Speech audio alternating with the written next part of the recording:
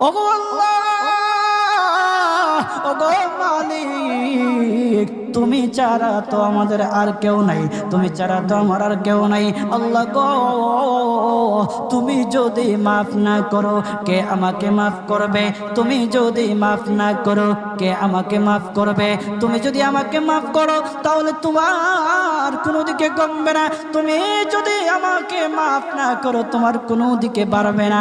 আল্লাহ গো, তুমি আমাকে মাফ করে দাও। সারাটা জীবন অন্যায় কাজ করেছি, সারাটা জীবন নাফরমানি করেছি, আমার কাছে কালেমার দাওয়াত কম আসে নাই, আমার কাছে কালেমার দাওয়াত কম আসে নাই, আমাকে লোকেরা কম বোঝায় নাই। ওগো আল্লাহ, তুমি আমাকে মাফ করে দাও।